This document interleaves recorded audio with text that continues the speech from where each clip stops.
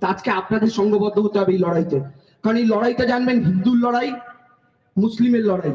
এই লড়াইটা কিন্তু এই পশ্চিম বাংলার 10 কোটি বাঙালির লড়াই। তো এই গুজরাটি দুই ভাইয়ের বাপের সম্পত্তি নয় এই দেশটা। এই দেশটাই বাঙালির দেশ, যারা দেশটাকে স্বাধীন করেছিল, যাদের রক্ত রয়েছে এই দেশের স্বাধীনতায়। তাই দুই গুজরাটি ভাই যদি মনে করেন এই বাংলায় এসে দাঁড়িয়ে বলবেন কাগজ দেখাও নাগরিকত্ব দেব, তাহলে তাদেরকে বলবেন আমার বাংলায় ঢোকার আগে, যদি ঢোকার পরে মনে করেন এই বাঙালির কাছে কাগজ চাইবেন, যে বাঙালি এই দেশটাকে স্বাধীন করেছে, যে বাঙালি এই দেশটার জন্য রক্ত দিয়েছে, তাহলে মোদিজি, অমিত শাহজি জেনে রাখুন, বাংলার মানুষের বাড়ির বাইরে কিন্তু আপনাদের এবার লাইন দিতে হবে।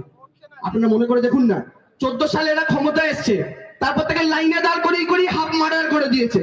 নোটবন্দির লাইনে দাঁড়ালেন, মোদিজি কি বললো? সব কোটিপতিরা গলায় দড়ি দেবে, আর আপনারা যারা গরিবেরা আছেন সব পরলোক হয়ে যাবেন। কিন্তু কি হলো?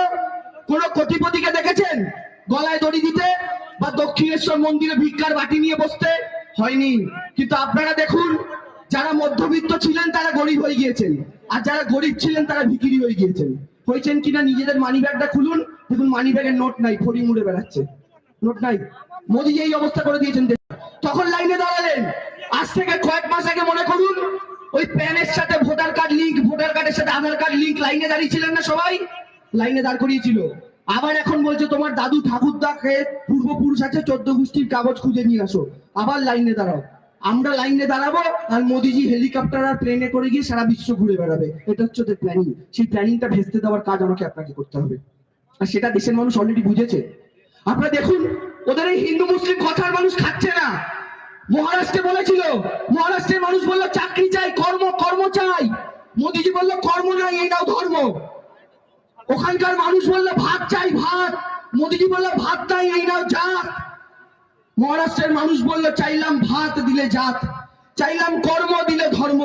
তাহলে বাবা টাটা বাই বাই, আর ভোট চাইতে এসো না। ওই মহারাষ্ট্রে বিজেপি হেরে গেছে, হরিয়ানাতে ধান নিয়ে সরকার চালাচ্ছে, ঝাড়খণ্ডে হেরে গেছে, আর এই বাংলার মাটিতে হনুমানের দল লাফালাফি করছিল। কালিয়াগঞ্জ হেরেছে, খড়গপুর হেরেছে, করিমপুর হেরেছে। আগামী দিনে বাংলার 294টা সিটেই ওরা হারবে। এটা ওদের বিধির বিধান। কারণ ভগবান, আল্লাহ, ঈশ্বর, যিশু, যার কথাই বলুন, আমাদের মহাভারতে গীতাতে পড়েছিলাম, শ্রীকৃষ্ণ বলেছিলেন পাপের ঘোড়া যখন পূর্ণ হবে তখন কারোর নিস্তার নেই। আর এই ভারতবর্ষের মোদিজি আর অমিত শাহের পাপের ঘোড়া পূর্ণ হয়ে গেছে, আর সেই পাপের ঘোড়ার দিকে ঢিল ছুঁড়ে মারছেন আমাদের বাংলার মুখ্যমন্ত্রী মমতা বন্দ্যোপাধ্যায়।